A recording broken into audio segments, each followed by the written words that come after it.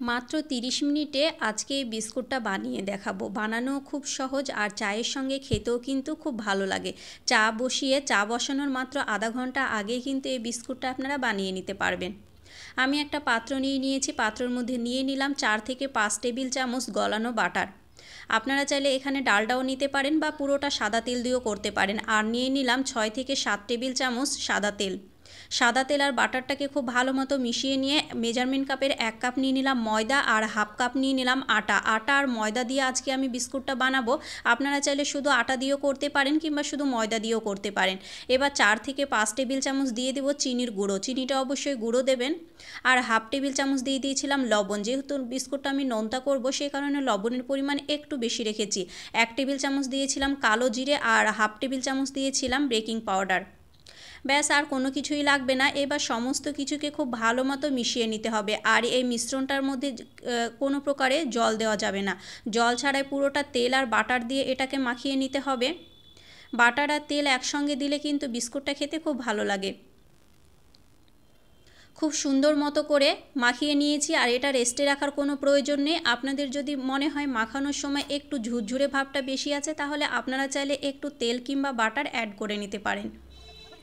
এবার হাত দিয়ে একটু লম্বালম্বি করে নিতে হবে। বেশি পাতলা না করলেও হবে, একটু মোটা সাইজের রাখলেই চলবে এই বিস্কুট ডোলগুলো।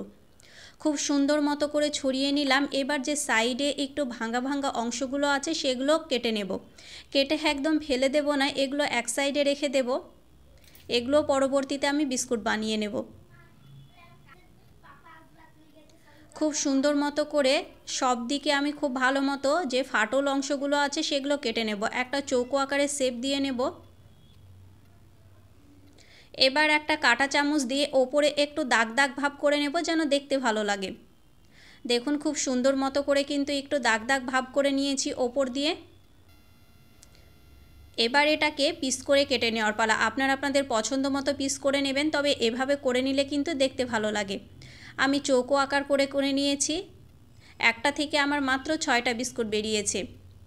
এই তো এক এক করে খুব সুন্দর মতো করে তুলে নিচ্ছি। খুব সাবধানে তুলবেন, না হলে এগুলো ফেটে যাওয়ার সম্ভাবনা আছে। খুব ভালো মতো কেটে নিয়ে যেই প্লেটে আমি বেক করতে দেব সেই প্লেটেই কিন্তু ডাইরেক্ট রেখে দেব।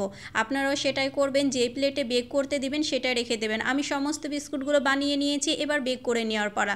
একটা কড়াইকে আমি 5 মিনিট ফ্রি হিট করে নিয়েছি হাই ফ্লেমে। এবার এটা দিয়ে আমি গ্যাসের আঁচটা মিডিয়াম ফ্লেমে রাখবো 25 থেকে 30 মিনিটের জন্য। 25 থেকে 30 মিনিট মিডিয়াম বলতে লো ফ্লেমে রাখতে হবে।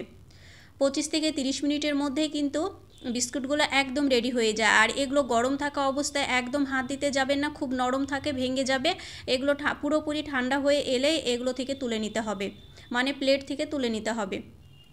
চলুন, আমার কিন্তু বিস্কুট একদম রেডি। আপনাদেরকে ভেঙে দেখাচ্ছি কতটা মুচমুচে হয়েছে আর সুন্দর মতো পারফেক্টলি কিন্তু রেডিও হয়ে গিয়েছে। তাহলে রেসিপিটা কেমন লাগলো অবশ্যই কমেন্ট করে জানাবেন। ভালো লাগলে লাইক শেয়ার করতে ভুলবেন না। আর বাড়িতে একবার হলো বানিয়ে খেয়ে